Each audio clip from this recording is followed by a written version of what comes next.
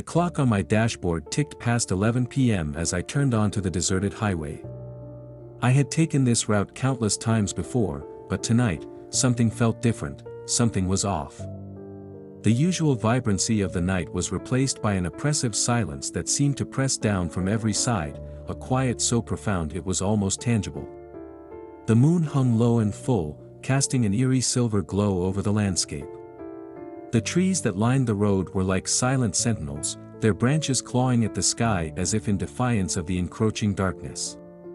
The road itself was slick with recent rain, the surface reflecting the pale light in a shimmering, unsettling way.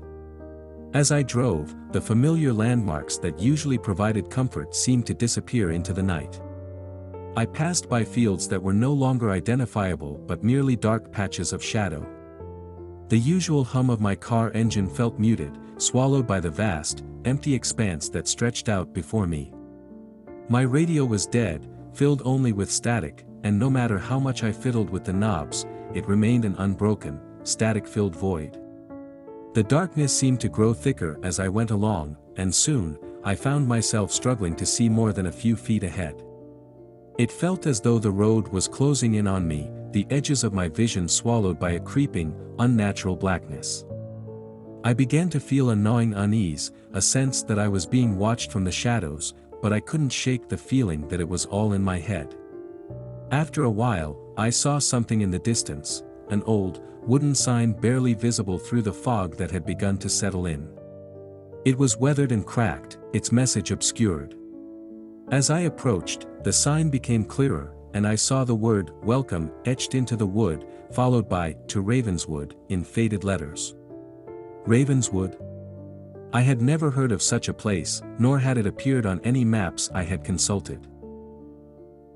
Curiosity and a tinge of dread drove me forward. The road turned off sharply to the right, and I followed it, hoping to find a place to stop and maybe ask for directions. The road was even narrower here, bordered by tall, overgrown grass that swayed gently in the breeze. The trees pressed in even closer, their branches intertwining overhead to form a dark canopy.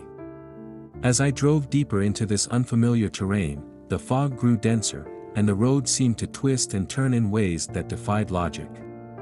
Every bend and curve seemed to lead me further into the heart of the darkness. My headlights barely pierced the fog, revealing only a few feet of the road before being swallowed by the dense, shifting mist. The feeling of being watched intensified. I glanced in the rearview mirror repeatedly, hoping to catch sight of another car, but the mirror only reflected the endless darkness behind me. The sensation of unseen eyes following my every move was growing almost unbearable. Suddenly, the road came to a dead end, the pavement giving way to a gravel path that led to an old, decrepit mansion. The house was enormous, with tall, pointed turrets and an elaborate facade that was now shrouded in cobwebs and decay. The windows were dark and empty, and the front door was slightly ajar, creaking softly in the wind. I stopped the car, my breath catching in my throat. The mansion loomed before me, an imposing presence in the darkness. The front yard was overgrown, with weeds and vines crawling up the walls like grasping fingers. There was something unsettling about the place, something that made my skin crawl. I debated whether to stay in the car or investigate. Curiosity and the growing sense of being lost drove me to get out and approach the mansion. I left the car and walked up the overgrown path, each step crunching on the gravel beneath my feet. The fog seemed to swirl around me, adding an extra layer of foreboding. I reached the front door and pushed it open, the hinges squealing in protest. The interior of the mansion was as decrepit as the exterior, with dust-covered furniture and broken chandeliers hanging from the ceiling. The air was thick with the musty scent of mildew and decay. The floorboards creaked beneath my feet as I stepped inside, my flashlight barely piercing the darkness. I wandered through the dusty rooms, my footsteps echoing in the empty hallways. The mansion was eerily silent, the only sound the occasional drip of water from a leaky pipe or the rustle of the wind through broken windows. As I explored, I noticed strange, faded photographs hanging on the walls, images of people I didn't recognize, their faces ghostly and pale. One room caught my attention, an old study with walls lined with bookshelves and a large, dusty desk in the center. The desk was covered in papers and old journals, their pages yellowed and brittle. I rifled through them, trying to find something that might explain what this place was and why I had been drawn here. Among the papers, I found a journal with a leather cover, its pages filled with a scrawling, frantic handwriting. The entries were disjointed and chaotic, describing a series of unsettling events and strange occurrences that had plagued the writer. The last entry was particularly disturbing, detailing a growing sense of dread and the feeling that something was hunting them within the mansion. The final lines were a frantic plea for help, ending abruptly with the words, "They are coming. I can hear them." As I read, a cold draft swept through the room, causing the papers on the desk to flutter and the old curtains to sway. The temperature dropped sharply, and I could see my breath in the air. A sense of terror gripped me, and I felt a sudden, overwhelming urge to leave the mansion. I turned to leave, but the door slammed shut with a deafening bang. I tried to open it, but it was locked tight. Panic set in as I realized I was trapped. The darkness seemed to close in around me, and the feeling of being watched became almost unbearable. I heard a faint whispering, a series of disjointed voices that seemed to come from all directions. The whispers grew louder, forming an incoherent, yet unmistakably sinister chorus. Shadows flickered on the walls, and I could see ghostly shapes moving just beyond the edge of my vision. Desperation drove me to search for another way out. I stumbled through the mansion, trying every door and window, but all were sealed tight. The whispers grew more insistent, and I could feel the presence of something malevolent closing in. The walls seemed to pulse with a dark energy, and the air was filled with a palpable sense of dread. Finally, I found a small window at the back of the mansion, partially obscured by a tattered curtain. I managed to pry it open and squeezed through, tumbling onto the overgrown lawn outside. I looked back at the mansion, which now seemed even more sinister in the moonlight, its windows dark and empty. I ran back to the car, my heart racing with fear. The fog had begun to lift, and the road was clearer now, though still shrouded in an eerie silence. I climbed into the car and started the engine, my hands trembling as I drove away from the mansion. The road twisted and turned, but I kept driving, desperate to escape the nightmare. As I finally emerged from the fog and back onto a more familiar road, the sense of relief was overwhelming. The mansion and the strange occurrences seemed to fade into the distance, but the memory of that night remained etched in my mind. I knew I had narrowly escaped something truly terrifying, something that defied explanation. The experience left me shaken and deeply unsettled. I never found out what happened in Ravenswood or why the mansion seemed to be a place of such malevolent energy.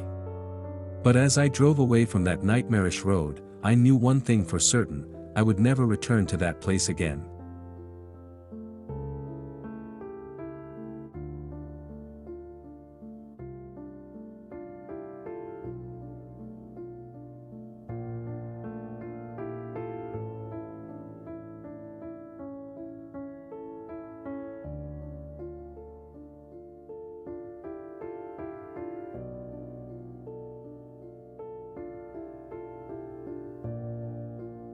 The clock had just struck midnight when I left the city, my headlights slicing through the dense fog that clung to the outskirts like a shroud.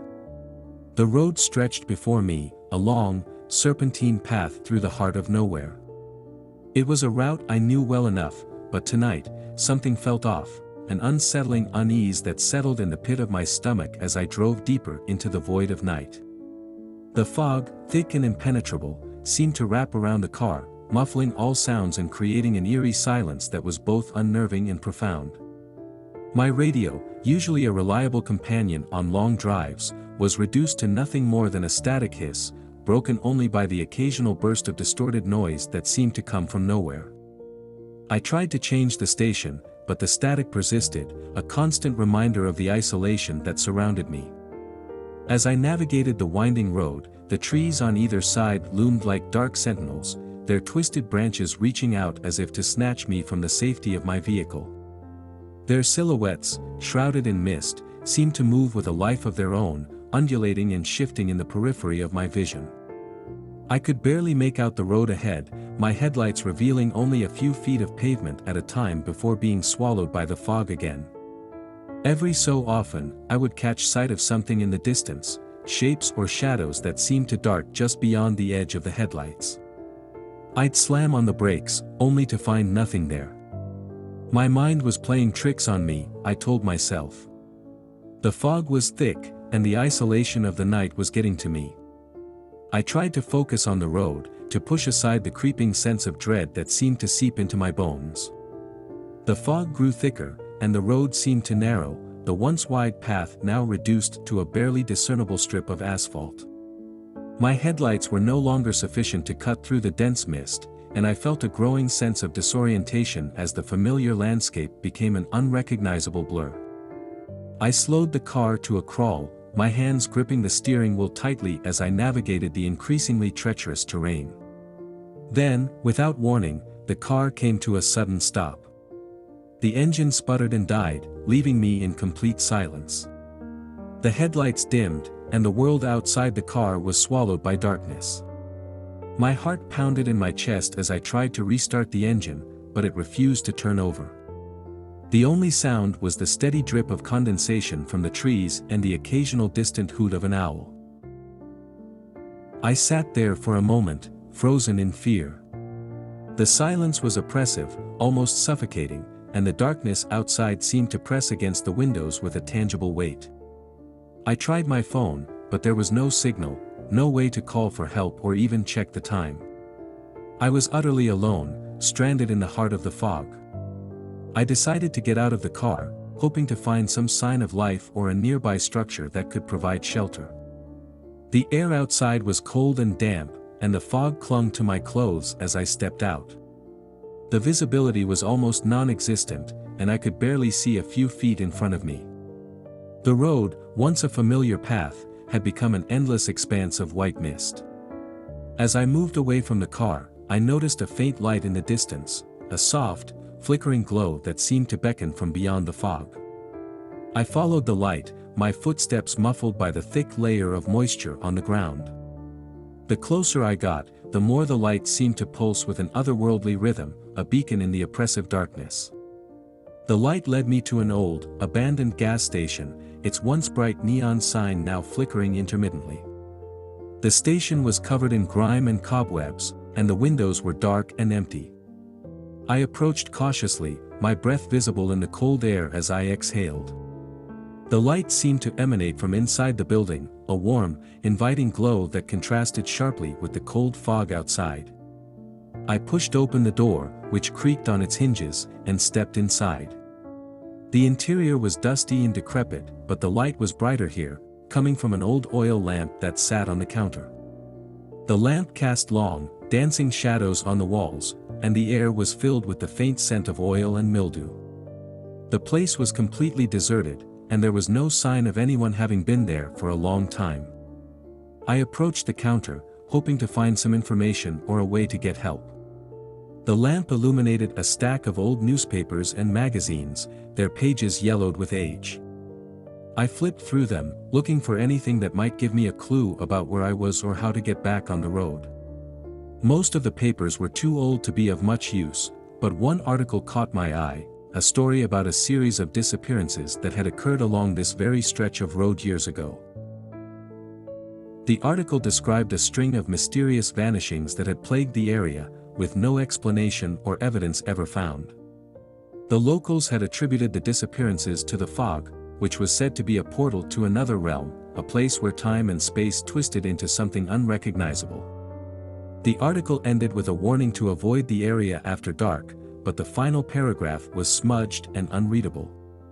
A chill ran down my spine as I read the article. The fog outside seemed to grow thicker, pressing against the windows of the gas station like a living entity. The feeling of dread that had been building all night was now a palpable force, a heavy presence that seemed to fill the air. I turned to leave the gas station, but as I stepped back into the fog, the light from the lamp flickered and went out. The darkness closed in around me, and the fog seemed to envelop the building, erasing any trace of the gas station from view. I could no longer see the road or the car, and the only sound was the steady drip of water from the trees. I stumbled through the fog, trying to retrace my steps, but the mist was disorienting, and every direction seemed to lead to more darkness. The feeling of being watched was overwhelming, and I could sense a presence just beyond the edge of my vision. The shadows seemed to move and shift, creating ghostly shapes that danced on the periphery of my senses. Desperation set in as I wandered through the fog, my breath coming in ragged gasps. I felt as though I was being pulled deeper into the mist, the road and the car completely lost to the darkness. My mind raced with fear and confusion, and I began to question my own sanity. Was I trapped in a nightmare, or was there something truly malevolent lurking in the fog? Just when I thought I could go no further, I saw a faint light in the distance, another beacon of hope or perhaps another illusion. I stumbled towards it, my feet dragging through the damp ground. The light grew brighter, and I could make out the shape of a vehicle, a truck with its headlights on, parked on the side of the road. I approached the truck, my heart pounding with a mix of relief and fear. The driver's side door was open, and the interior light was on. I called out, but there was no response. The truck was empty, its engine off, and there was no sign of the driver. I hesitated for a moment, then climbed into the cab, hoping to find something that could help me. The truck's interior was clean and well maintained, but there was no sign of the driver or any personal belongings. I noticed a map on the dashboard and a set of keys in the ignition. I decided to try starting the truck, hoping it would work and get me out of this nightmare. My hands trembled as I turned the key, and to my relief, the engine roared to life. I drove away from the gas station, the fog still thick but slightly less oppressive inside the truck. The headlights cut through the mist, revealing the road ahead. As I drove, I glanced at the map, trying to orient myself and find a way back to safety. The road stretched out before me, a seemingly endless ribbon of darkness. As I navigated the fog, I couldn't shake the feeling that I was being followed, that the shadows and shapes in the mist were more than just figments of my imagination. The eerie silence was occasionally broken by distant, unidentifiable sounds that seemed to echo through the fog. I drove faster, my mind racing with the knowledge of the disappearances and the warnings in the article. After what felt like an eternity, the fog began to thin, and the road became more recognizable. The first signs of civilization appeared on the horizon, dim lights and the faint glow of street lamps. I felt a wave of relief as I approached a small town, the fog finally receding and the darkness lifting. By the time I reached a gas station in the town, the night was beginning to give way to the first light of dawn. I stopped the truck and got out, my legs trembling with exhaustion and fear. The attendant at the gas station looked at me with concern as I recounted my harrowing experience. As I left the gas station and drove away from the town, I glanced in the rearview mirror. The fog had lifted completely, and the road was clear. But the memory of the night, the gas station, the abandoned truck, and the haunting fog, remained etched in my mind. I knew I had narrowly escaped something that defied explanation, something that lurked in the darkness and waited for the unwary.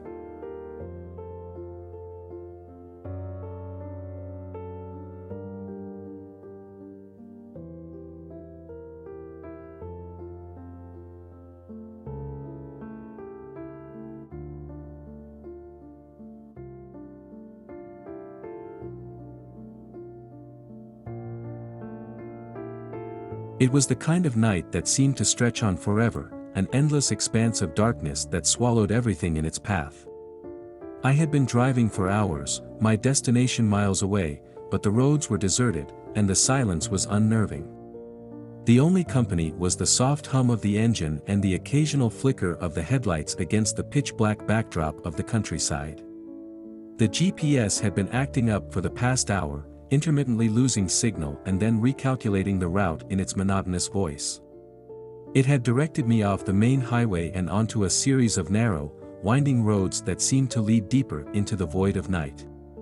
The road I was on now was barely more than a dirt path, bordered by dense forest that loomed ominously on either side.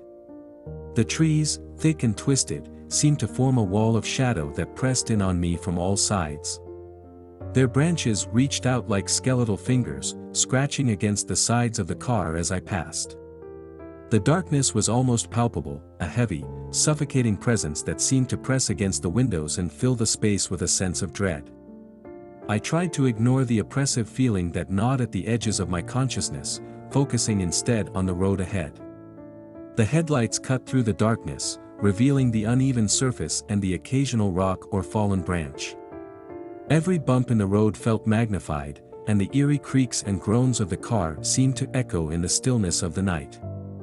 As I drove on, the silence was broken only by the occasional whisper of the wind through the trees.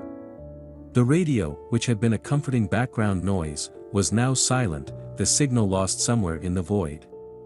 I tried to adjust the dial, hoping to find something, anything, to break the monotony, but the static remained, a constant reminder of my isolation. The road twisted and turned, each curve revealing nothing but more darkness. The feeling of being watched grew stronger, a gnawing sensation that made the hairs on the back of my neck stand on end. Every time I glanced in the rearview mirror, I saw only the empty blackness behind me, as though the road itself had vanished, leaving me in a void of shadow. Then, out of the corner of my eye, I saw something move, just a flicker of motion in the forest. My heart skipped a beat, and I glanced quickly to the side, but there was nothing there. I tried to convince myself it was just my imagination, a trick of the shadows, but the sense of unease remained.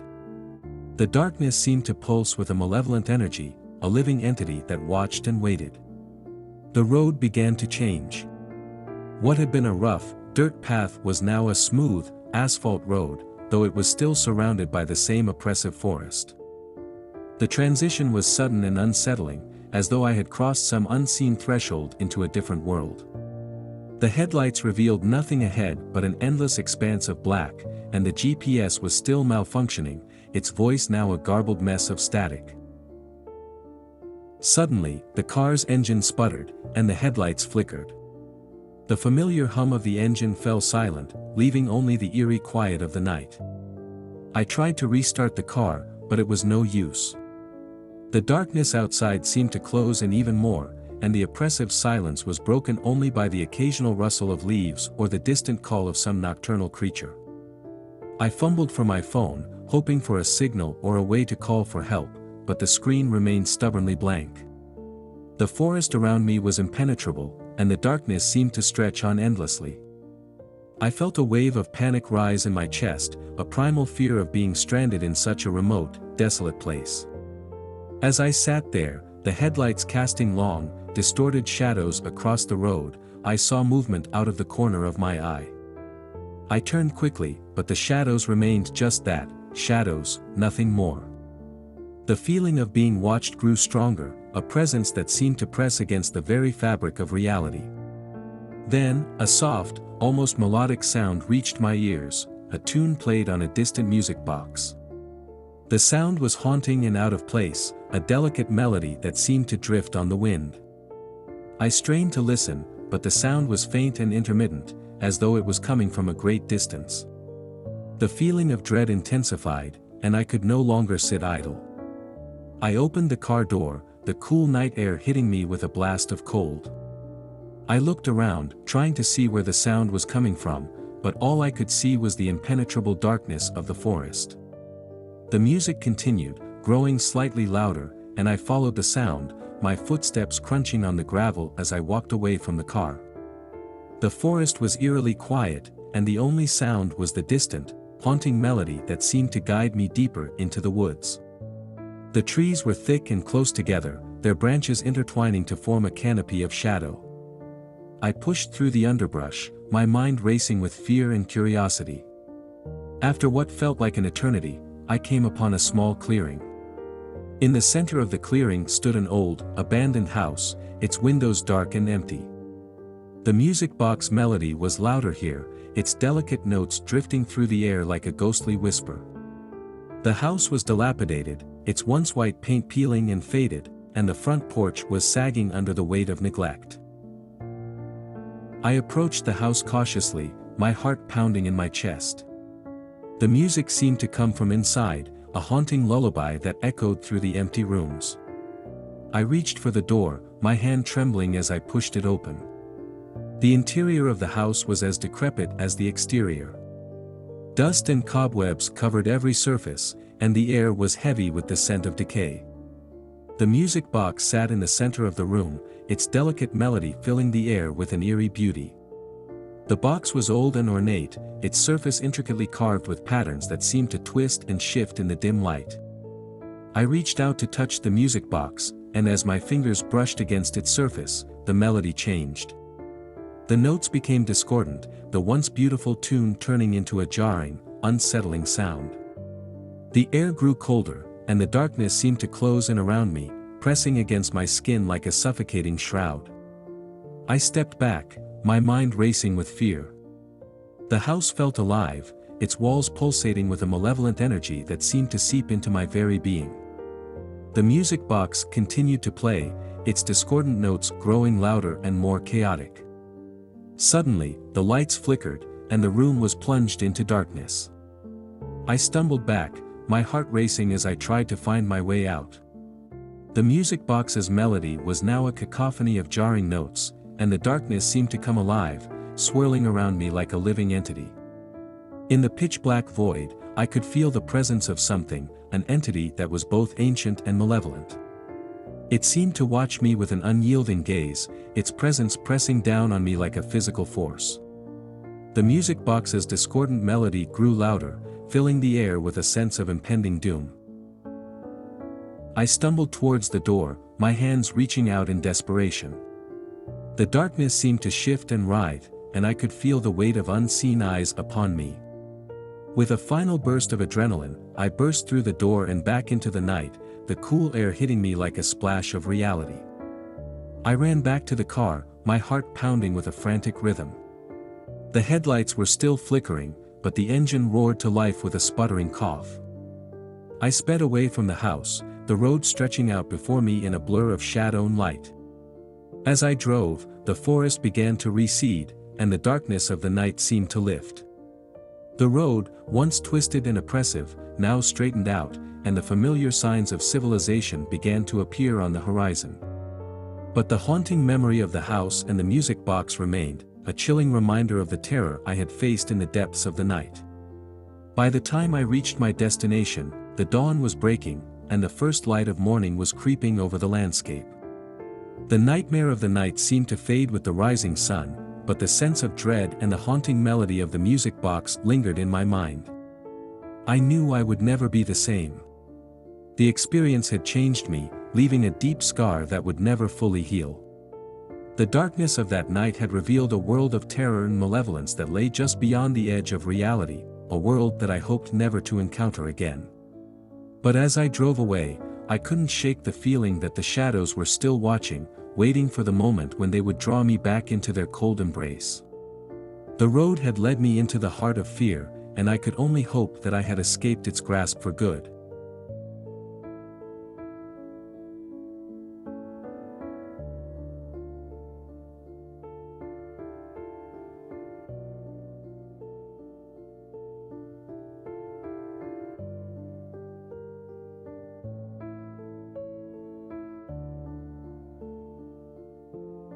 I'd never planned on taking this route, not this late, but fate, or perhaps something more sinister, had other ideas. The detour came out of nowhere, a warning from my GPS about roadwork that had been announced too late for me to avoid it.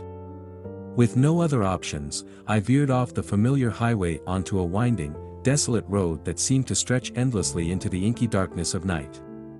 The asphalt was uneven, and the trees that flanked the road were so dense they seemed to press in, creating a tunnel of black. The moon hung low in the sky, its light weak and hesitant, as if it too were afraid to fully reveal the path ahead. The further I drove, the more the road seemed to close in around me. My headlights, once a beacon of security, now only served to illuminate the oppressive darkness that surrounded me. The trees appeared to sway ominously, their branches whispering secrets I couldn't quite understand. The radio, which had been playing a soothing mix of soft rock and late-night talk shows, was now a source of static and occasional, unnerving murmurs that sent chills down my spine. I tried to adjust the dial, but no matter what station I landed on, the interference persisted, like a disembodied voice attempting to communicate from the void. The eerie stillness of the night was occasionally interrupted by the sound of my tires crunching over fallen leaves and the occasional thud that felt more like a heartbeat than a bump on the road. My mind began to play tricks on me, conjuring images of shadowy figures darting just out of view, and every so often, I'd catch a glimpse of something in the periphery, a movement or a shape, that made me question my sanity. I told myself it was just the overactive imagination of someone who'd been driving for too long, but that did little to calm the rising dread in my chest. Every now and then, I'd glance at the rearview mirror, hoping to catch sight of approaching headlights, any sign of life, really. Instead, the mirror reflected only the pitch-black void behind me, as though the road had been erased from existence. It was an unsettling reminder that I was utterly alone, isolated from any semblance of civilization. The sensation of being watched grew stronger with each passing mile, a creeping, insidious feeling that tightened around my chest like a vice. Just as I began to think that things couldn't get any worse, the car's engine sputtered, a harsh, stuttering sound that filled me with immediate panic. The headlights flickered, and for a heart-stopping moment, everything was plunged into darkness. I gripped the steering wheel tightly, my knuckles turning white, as I tried to restart the engine. The car groaned in protest, but it remained stubbornly dead. The silence that followed was absolute, broken only by my own frantic breathing and the occasional rustle of the trees, which now seemed to be closing in on me, their branches casting long, twisted shadows across the road. In the eerie silence, the only sound was the steady, rhythmic beat of my own heart. I fumbled for my phone, hoping for some reassurance in the form of a signal or a reassuring call from someone, anyone. But the screen remained blank, devoid of any signal. I felt a wave of despair wash over me. The night was closing in, and with it, a profound sense of isolation. I glanced around, my eyes straining to see through the oppressive darkness.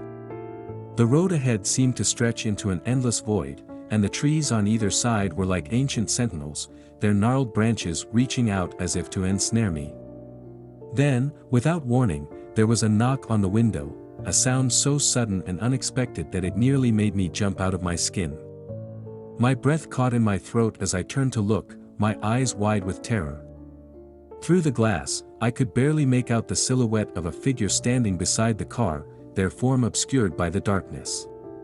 The moonlight, weak and fragmented, cast a faint, unsettling glow that made their presence even more menacing.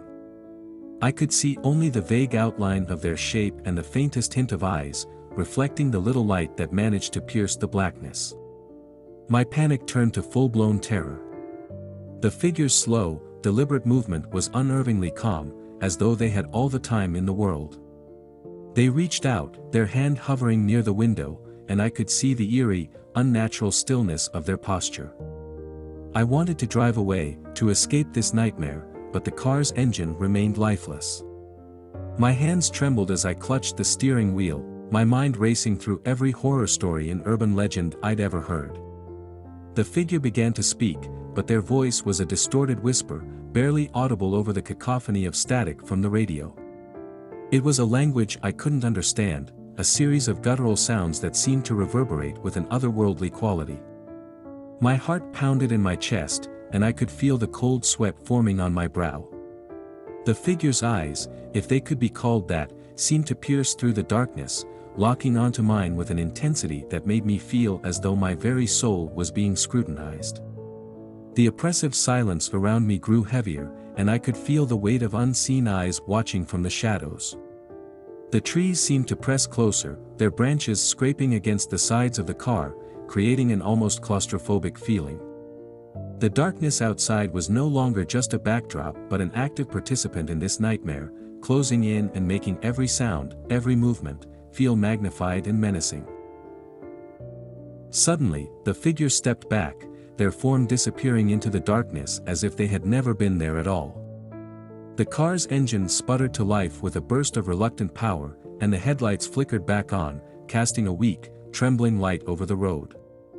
I didn't hesitate. I slammed the car into gear and sped away, the road ahead blurring as I drove faster than I ever had before.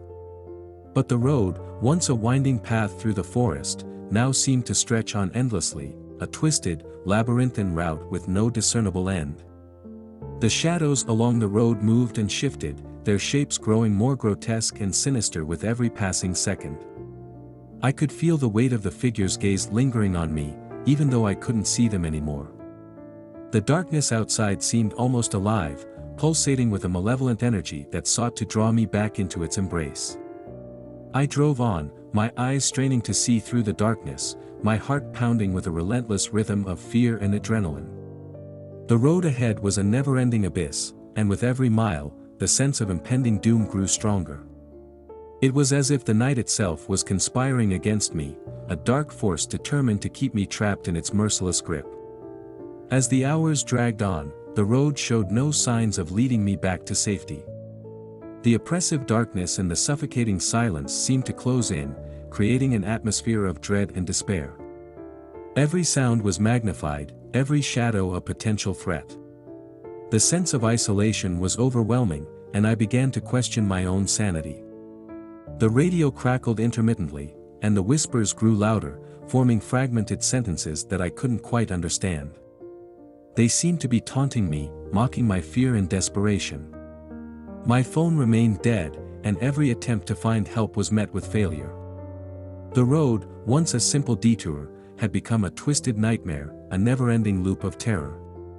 In the moments of despair, I found myself searching for anything that resembled a sign of life, another car, a house, any indication that I was not entirely alone. But the darkness remained impenetrable, and the trees pressed in, their branches scratching against the windows like ghostly fingers. Hours turned into what felt like days, and the feeling of being pursued never left me. I could sense something lurking just beyond the edge of the headlight's reach, a malevolent presence that seemed to revel in my terror. The shadows on the road grew more distorted, forming grotesque shapes that seemed almost sentient, as if they were alive and aware of my presence.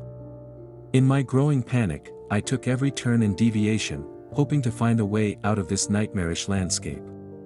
But each turn only seemed to lead me further into the heart of the darkness. The road was an endless, twisting maze, a labyrinth of fear that defied logic and reason. It was as though I was caught in a perpetual state of dread, with no escape from the terror that surrounded me. As dawn approached, the darkness began to lift, but the sense of horror did not dissipate. The sun's weak light filtered through the trees, casting long, eerie shadows that seemed to cling to the edges of the road. The nightmare of the night still lingered, a haunting reminder of the horrors I had faced.